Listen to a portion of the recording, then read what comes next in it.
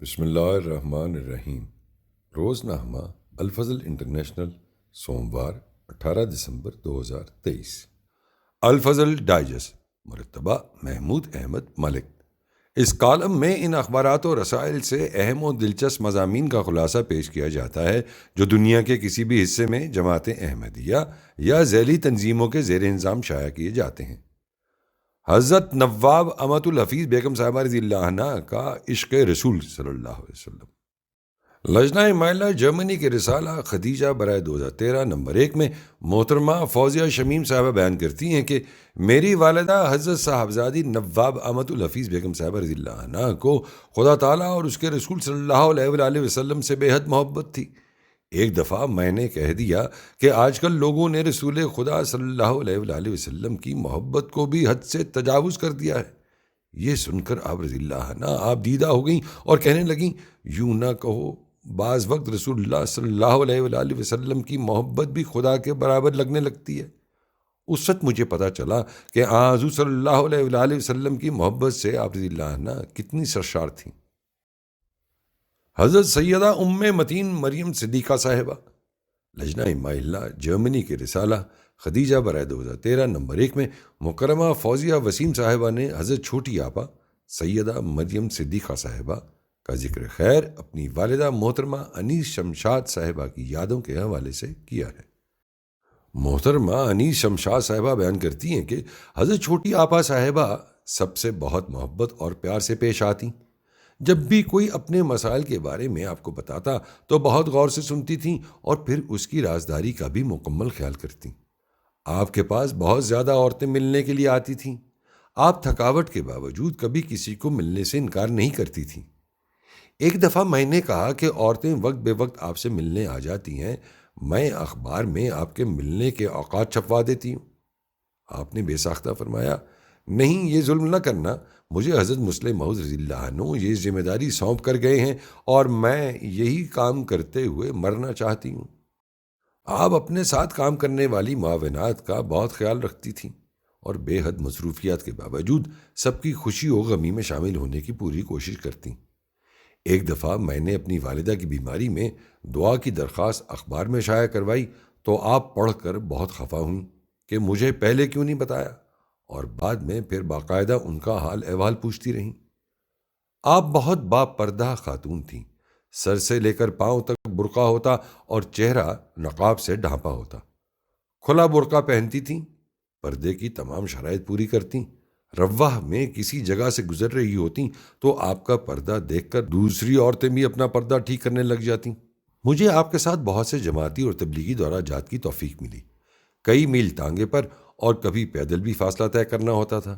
ایسے ہی ایک موقع پر آپ نے فرمایا کہ حضرت مسلم موعود رضی اللہ عنہ فرماتے تھے کہ عورتوں کو گھر سے اکیلے باہر نہیں نکلنا چاہیے۔ کوئی بڑا لڑکا نہیں ہے تو کسی چھوٹے بچے کو ہی ساتھ لے لو، اور کچھ نہیں تو ضرورت کے وقت بچہ رو کر یا شور مچا کر لوگوں کو متوجہ کر سکتا ہے۔ احمدی عورتوں پر آپ کا بڑا احسان کتاب اوڑھنے والیوں کے لیے پھول کی صورت میں ہے۔ اس میں حضرت خلیفۃ مسیح ثانی رضی اللہ عنہ کے خواتین سے ارشاد فرمودہ خطابات جمع کیے گئے ہیں۔ خدا کے فضل سے اس تنظیم میں جو بنیادیں آپ بنا گئی ہیں وہ ہم پر ایک بہت بڑا احسان ہے۔ 1967 میں نے ایم اے عربی کیا تو حضرت چھوٹی آپا نے مجھ کو بلا کر 6 اراکین پر مشتمل ایک گروپ میں شامل فرما دیا، جس کا مقصد لجنہ مائلہ کی تاریخ مرتب کرنا تھا۔ ان دنوں روا کے حالات بہت اچھے تھے، کسی قسم کا ڈر اور خوف نہیں ہوتا تھا۔ ہم سب لڑکیاں صبح فجر کی نماز کے بعد آپ کے پاس چلی جاتیں اور کئی دفعہ رات کے 2-3 ادھر ہی بج جاتے۔ ہمارے آنے جانے کے لیے انہوں نے تانگا لگوا کر دیا تھا۔ ہماری کوشش تھی کہ لجنہ کے 50 سال پورے ہونے پر تاریخ لجنہ کی 3 جلدیں شائع کی جائیں۔ اس مقصد کو حاصل کرنے کے لیے آپ نے دن رات ایک کر کے ہمارے ساتھ کام کیا، قادیان سے اخبار منگوائے، ہر چیز خود چیک کرتی تھیں، خاص طور پر حوالہ جات کو ترتیب سے لکھواتی تھیں۔ آپ ہر کام بہت تیزی سے کرتی تھیں۔ ہم نے آپ سے بہت کچھ سیکھا، بلکہ جماعتی لحاظ سے آپ نے ہی ہمیں چلنا سکھایا۔ ان دنوں دوپہر کا کھانا آپ کے ساتھ ہوتا تھا۔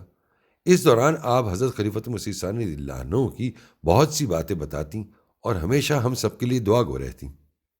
ایک مرتبہ ہم لڑکیاں قصر خلافت کے باغ میں جھولا جھول رہی تھیں کہ اچانک وہاں چھوٹی آپا بھی تشریف لے آئیں۔ میرے بہت اصرار پر آپ جھولے پہ بیٹھ تو گئیں، مگر پھر فوراً ہی اتر گئیں۔ دراصل آپ حت المقدور کسی کا دل نہیں توڑتی تھیں۔ چنانچہ میری بڑی بہن کے یہاں تیسری بیٹی پیدا ہوئی تو میں نے آپ سے درخواست کی کہ حضرت خلیفۃ مسیح صالح رحمہ اللہ سے نام رکھوا دیں۔ آپ نے اسی وقت اپنے نواسے کو بھیجا کہ حضور سے نام تجویز فرمانے کے لیے درخواست کرو۔ وہ گیا۔ اس وقت حضور رحمہ اللہ سیڑھیوں سے نیچے اتر رہے تھے۔ حضور نے ایک پرچی پر نام لکھ کر اسے دے دیا۔ حضرت چھوٹی آپا ہم سے بہت پیار سے کام لیتی اور اس قدر حوصلہ افزائی کرتی کہ مزید کام کرنے کا شوق پیدا ہوتا۔ 50 سالہ جشن تشکر کی تقریب ہوئی تو تمام صدرات جو 20 سال سے کام کر رہی تھیں ان کو سندات خوشنودی دی جا رہی تھیں۔ آپ نے ہم سب لڑکیوں کو بھی اسناد دیں تو بعض صدرات نے اعتراض کیا۔ اس پر آپ نے فرمایا کہ ان لڑکیوں نے تاریخ لجنہ لکھ کر وہ کام کیا ہے جو آپ لوگ 20 سالوں میں نہیں کر سکی تھیں۔ جشن تشکر کے موقع پر حضرت خلیفۃ مسیح ثالث کے ہاتھوں سے آپ کو بھی آپ کی خدمات کی وجہ سے سند ملی۔ حضور نے آپ کو سند دیتے ہوئے ہاتھ بھی ملایا اور فرمایا، یہ میری ماں ہیں اس لیے ہاتھ ملا رہا ہوں، ورنہ غیر عورتوں سے ہاتھ نہیں ملاتے۔ آپ گاؤں گاؤں دورے کر کے تجنید ترتیب دیتی، مصروفیت کے باوجود درس مسجد مبارک میں باقاعدہ سننے جاتی اور نوٹس بھی بناتی، خود بھی ایک بہترین مقررہ تھیں۔ بڑے خوبصورت انداز میں بات کرتی، جلسوں اور اجتماعات پر ہونے والے حضور کے خطابات بھی غور سے سنتی تھیں اور پھر اپنی معاونات سے پوچھتی کہ آج حضور نے کیا فرمایا تھا۔ خدا کے فضل سے آپ کی دعاؤں میں بہت تاثیر تھی۔ میری ہمشیرہ فوزیہ ارشد صاحبہ بتاتی ہیں کہ ایک مرتبہ سالانہ گیمز میں والی بال میں ہمارا اور لاہور کی ٹیم کا مقابلہ تھا۔ ہم اپنا بال چھوٹی آپا کے پاس لے کے گئیں کہ ہمارے لیے دعا کر کے یہ بال ہمیں دے دیں۔ آپ نے وہ بال ہم سے لے کر ہمارے لیے دعا کی۔ خدا تعالیٰ کے فضل سے ہم وہ میچ جیت گئے، بلکہ اس کے بعد بھی ہم نے اس بال سے جو میچ کھیلا خدا کے فضل سے ہمیشہ جیتے۔ آپ بہت ذمہ داری سے ہر کام مکمل کرواتی تھیں، جلسوں اور اجتماعات میں اپنا بستر بھی وہیں لگوا لیتیں اور سب کام اپنی نگرانی میں ختم کروا کے اگلے دن دینے والی ہدایات نوٹ کرتیں تو اس کام میں اکثر رات کے 2-3 بج جاتے۔ جب تک ڈیوٹی والی ممبرات کو خدام کی نگرانی میں خیریت سے گھروں میں بھجوا نہ دیتیں تب تک وہیں رہتیں۔ آپ کے مزاج میں انتہائی سادگی تھی، یہاں تک کہ آپ کی ملازمائیں بھی آپ سے اپنی بات منوا لیتی تھیں۔ ایک دفعہ آپ نے اپنی 2 ملازماؤں کو کاٹن کے برقعے سلوا کر دیے، مگر وہ کہنے لگیں کہ ہم نے کاٹن کے نہیں لینے، ہمیں ریشمی برقعے سلوا کر دیں۔ آپ ان پر ناراض ہونے کے بجائے فرمانے لگیں کہ اچھا، بعد میں ریشمی برقعے بھی لے دوں گی۔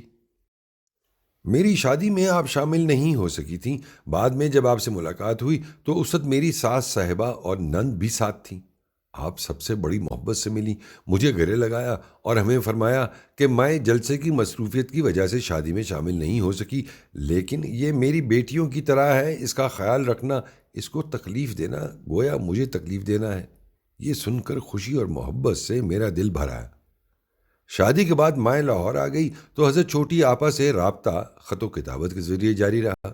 میرے خط کا تیسرے دن ہی چھوٹی آپا کا ہاتھ سے لکھا ہوا جواب آ جاتا تھا۔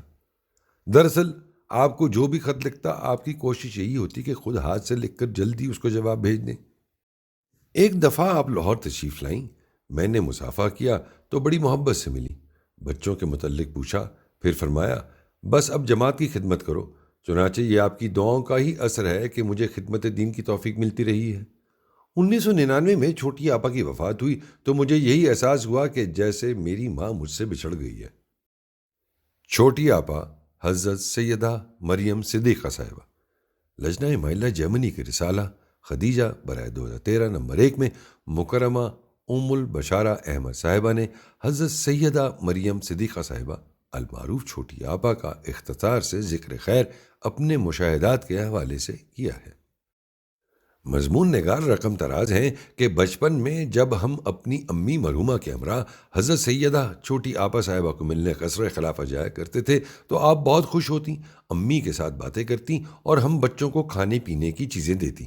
رواح کے جلسوں اور اجتماعات پر آپ کی تقاریر سننے کا بھی موقع ملا، ہمیشہ بہت علمی اور نصائح سے بھرپور تقریر ہوتی۔ آپ میری امی کو ہمیشہ جماعتی کام کرنے کی تلقین کیا کرتی، مگر امی کہتی ابھی بچے بہت چھوٹے ہیں۔ لیکن پھر ایک دفعہ امی نے خواب میں دیکھا کہ حضرت اماں جان رضی اللہ عنہا جماعت کا کام کرنے کو کہہ رہی ہیں۔ امی نے وہ خواب آپا جان کو سنایا تو آپ بہت خوش ہوئیں اور فرمایا کہ جماعت کا کام کرو، بچے چھوٹے ہیں تو کیا ہوا۔ پھر امی نے کام شروع کیا اور بفضل تعالیٰ تمام زندگی خوش اسلوبی سے کیا، الحمدللہ۔ حضرت آپا جان نے والدہ صاحبہ کے علاوہ ہم بہن بھائیوں کا بھی بہت خیال رکھا۔ امی کی وفات کے بعد ایک مرتبہ آپ نے ہماری خالہ محترمہ ناصرہ بیگم صاحبہ کی فیملی کی، ان کے بیٹے کی شادی کے بعد دعوت کی تو ہمیں بھی مدعو کیا۔ رواح جامعہ نصرت گرلز کالج میں لجنہ کی تربیتی کلاسیں ہوا کرتی تھیں، میں بھی شامل ہوا کرتی۔ آپا جان ہمیں باجماعت نماز پڑھاتی تھیں اور سورہ فاتحہ کی تلاوت کرتے ہوئے ہمیشہ ایاک نعبد و ایاک نستعین 3 مرتبہ دہراتی تھیں۔ میری شادی ہوئی تو آپ تشریف لائیں، پھر شادی کے بعد میں حیدرآباد آ گئی اور آپ کے ساتھ خط و کتابت کا سلسلہ شروع ہو گیا۔ ایک بار میں نے خواب میں اپنی فوت شدہ خالہ کو دیکھا جو مجھ سے کہہ رہی تھیں کہ تم جلد آ جاؤ گی اللہ تعالیٰ کے پاس۔ میں پوچھتی ہوں کہ کب، تو وہ کہتی ہیں کہ 12 ربیع الاول کو۔ صبح اٹھ کر میں بہت پریشان ہوئی کیونکہ 12 ربیع الاول کو ہی میرے بچے کی پیدائش متوقع تھی۔ اسی پریشانی میں نے آپا جان کی خدمت میں خط لکھا۔ آپ نے جواباً تعریف فرمایا کہ خواب کی تعبیر بہت اچھی ہے، اس کی ظاہری تعبیر پر نہ جائیں، صدقہ دے دیں۔ پھر بچہ بھی صحت مند پیدا ہوا اور میں بھی خیریت سے رہی، الحمدللہ۔ اسی طرح ایک دفعہ میں نے آپا جان سے پوچھا کہ اگر کسی عورت کا خاوند بچوں کی وجہ سے جماعتی کام کرنے سے منع کرے تو کیا کرنا چاہیے؟ آپ نے فرمایا کہ بچوں کی تربیت کرنا بھی تو اعلیٰ دینی فرائض میں شامل ہے۔ سبحان اللہ، کتنا اچھا جواب دیا کہ دینی فریضہ بھی ہو، خاوند کی فرما برداری بھی ہو اور بچوں کی تربیت بھی۔ صداقار ابن سعید۔